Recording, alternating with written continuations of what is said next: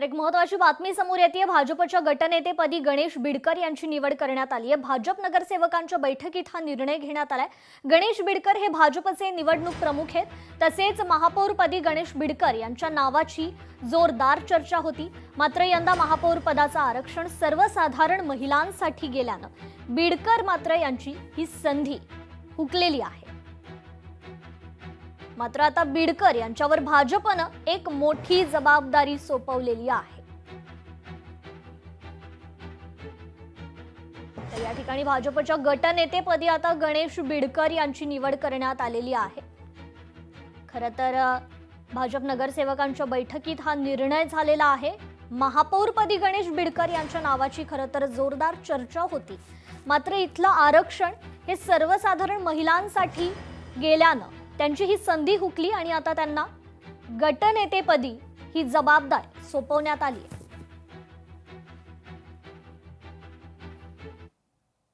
तर एनसीपी विलीनीकरणाबाबत पवार कुटुंब मोठा निर्णय घेणार आहे। आधी विलीनीकरण मगच नेतृत्वाबाबत चर्चा होणार आहे। दोन्ही राष्ट्रवादी याबाबत 2 दिवसात निर्णय होणार आहे, सूत्रांकडून ही समजते। दोन्ही पक्ष एकत्र करण्याबाबत अजित पवारांचं कुटुंब शरद पवार यांच्यासोबत चर्चा करणार आहे। राष्ट्रवादी एकत्रीकरणासंदर्भात अजित पवार यांनी खरं तर 14 बैठका घेतल्या होत्या, असं देखील सूत्रांकडून समजतं। दोन्ही राष्ट्रवादी तशी चर्चा झालेली आहे, पण आता त्याचा निर्णय अशा घटनेमुळे थांबलेला दिसतो। दोनों राष्ट्रवादी साथ आएंगे, दोनों राष्ट्रवादी एक साथ आएंगे। राष्ट्रवादीने एकत्र यावं न यावं, पण मला वाटतं की दोन्ही राष्ट्रवादींनी आम्हाला वाटतं, महाराष्ट्रातील अनेक राजकीय नेत्याला वाटतं की दोन्ही राष्ट्रवादी एकत्र यावे, दुभंगलेली मंत्र जुळावीत। आता दादा तर नाही आहेत, अशा परिस्थितीमध्ये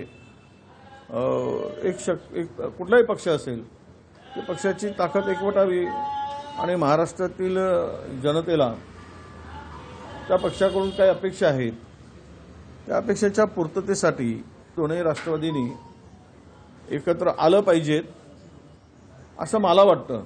12 डिसेंबरला साहेबांचा जो दिल्लीला वाढदिवस होता, सुप्रिया यांनी एक छोटेखानी कार्यक्रम त्यांच्या जनपद येथील बंगल्यावरती आयोजित केला होता।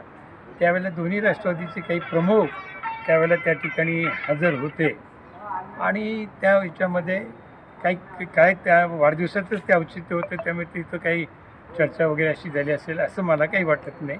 आणि तो काही राजकीय कार्यक्रम नव्हता, विद्याप्रतिष्ठानचा कार्यक्रम होता।